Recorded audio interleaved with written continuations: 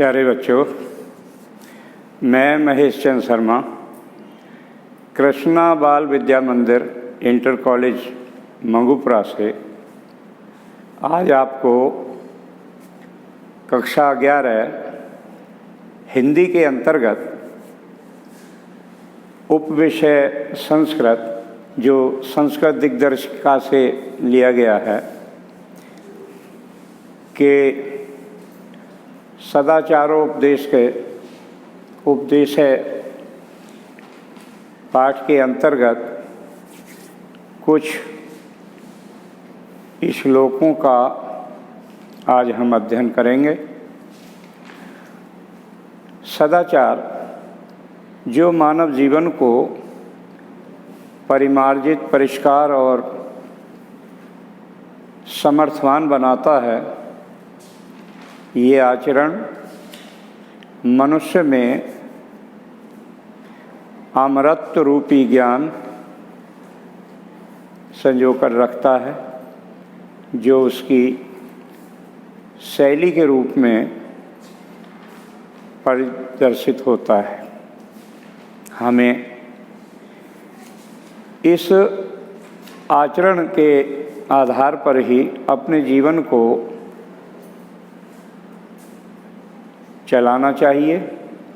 यदि हम इन अच्छे आचरण के अनुसार अपनी क्रियाकलापों को पूर्ण करेंगे तो हम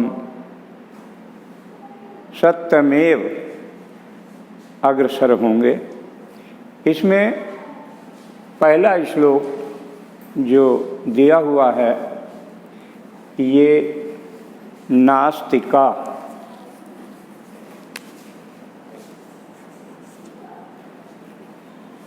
निष्क्रिया गुरु शास्त्र आदि उल्लंघन अधर्मा दुराचारा ते भवन्ति गत आयुषा।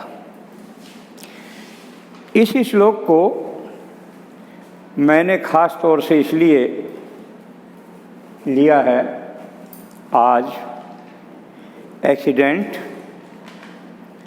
अल्पकाल की मृत्यु की दर बढ़ गई है। उस उद्देश्य से ये श्लोक इतना सटीक है। यदि हम इसका वास्तव में उपयोग करें, परिपालन करें, तो ये हमारे लिए रामबाण सिद्ध होगा। जिनको हम नास्तिक कहते हैं, जो निष्क्रिय रहते हैं, कार्य नहीं करते हैं, क्रियाकलापों में ध्यान नहीं देते हैं, गुरु के और शास्त्र के जितने भी नियम बनाए जाते हैं ये उनका पालन नहीं करता है। जो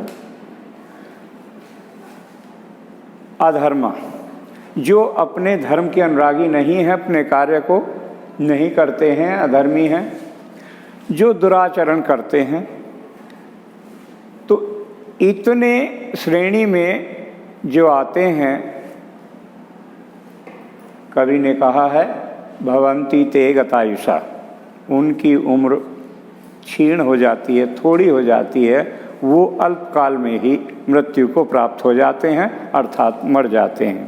तो हम इन क्रियाकलापों को अगर करें, आस्तिकतावादी हों, क्रियावादी हों, गुरु और शास्त्र या जितने भी वैधानिक विधान बनाए हैं उन पर पालन करने वाले हों, हम अपने को धर्मी बनाएं, दुराचार से दूर रहें, तो निश्चय ही हम लंबी उम्र वाले हो सकते हैं। लेकिन इसके ठीक दूसरा ये श्लोक लंबी उम्र के लिए दिया हुआ है। कहा है अक्रोधन, जो व्यक्ति क्रोध नहीं करता,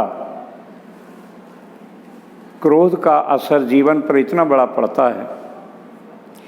यदि खाना बनाने वाले तवे के ऊपर ठंडे पानी की बूंदें डाली जाएं तो वो क्षण मात्र में भस्म होकर समाप्त हो जाती हैं। इसी प्रकार क्रोध से हमारे शरीर में जल और खून की मात्रा नष्ट हो जाती है, समाप्त हो जाती है। सत्यवादी जो हमेशा सच बोलता है, क्रोध नहीं करता है, भूतानाम हिंसक है, प्राणियों की जो हिंसा नहीं करता है। तो प्राणियों की हिंसा न करने वाले, सत्य बोलने वाले और क्रोध न करने वाले, और एक कारण दिया है अनसूयश्च, दूसरे से ईर्ष्या न करना। कौन क्या करता है हमें प्रतिस्पर्धा करनी चाहिए, ईर्ष्या नहीं करनी चाहिए। इस प्रकार से ये वो तत्व हैं जो क्रोध न करने का, सत्य बोलने का और किसी प्राणी को न सताने का, ईर्ष्या न करने का, अगर हम अपने जीवन में इन बातों का ध्यान रखेंगे, इन बातों को अपने जीवन में प्रयोग करेंगे, तो हम शतम वर्षाणि जीवति, यानी सैकड़ों वर्ष वाले हो सकते हैं, सैकड़ों वर्ष तक हमारी आयु हो सकती है। ये कोई बड़ी बात नहीं है। जिन्होंने ऐसा परिपालन किया है उनकी उम्र लंबी होती है। हमारे बच्चों के नित्य प्रतिक्रिया कलापों में, या जो हमारे शिष्य पढ़ रहे हैं जिनकी उम्र पढ़ने की है, उनमें जो ये अगला श्लोक है उसके लक्षण बताए गए हैं। यदि बचपन में, अभ्यर्थी जीवन में हम दूसरे की सेवा करना सीख जाएं, सच बोलना सीख जाएं, उनको नमस्कार आदि करना सीख जाते हैं, तो हमारे जीवन में जो गुण हैं उनमें वृद्धि होती है। कहा है अभिवादनशीलस्य नित्यं वृद्धोपसेविनः चत्वारि तस्य वर्धन्ते आयु विद्या यशो बलम। भावार्थ, बड़ों के नमस्कार और नित्य प्रति वृद्ध सेवा से व्यक्ति में 4 गुणों की अभिवृद्धि होती है। आयु की, विद्या की, यश की और बल की। छात्र जीवन में इन 4 गुणों की विशेष आवश्यकता है, अतः इसका परिपालन भी छात्र को करना चाहिए।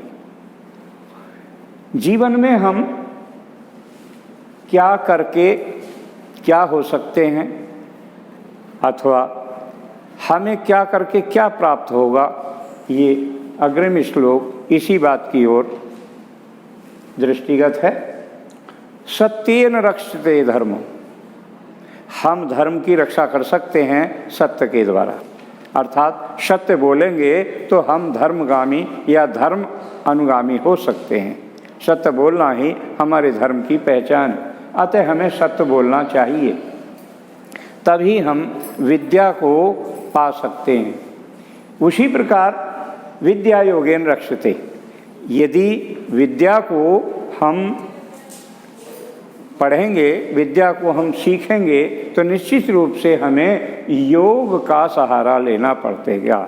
योग से ही हम विद्या की अभिवृद्धि कर सकते हैं।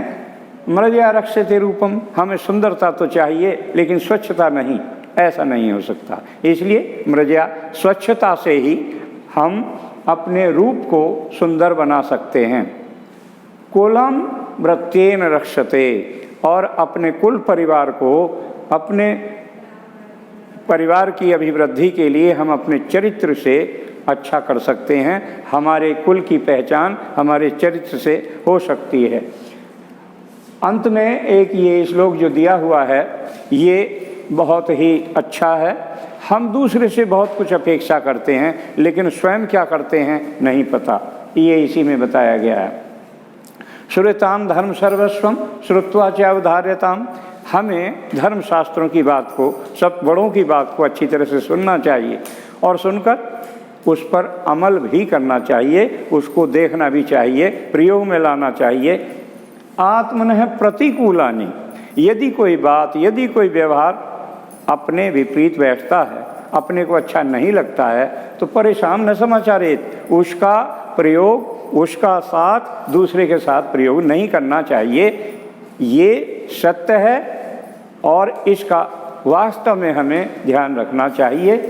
ये आपको PDF पे मिलेगा और इसके अर्थ भी लिखे हुए मिलेंगे, लेकिन जीवन में इन श्लोकों का जो महत्व है अगर आप देखेंगे तो अपने जीवन को अच्छा बनाने के लिए इनका अध्ययन कीजिए और इन पर अमल कीजिए। धन्यवाद।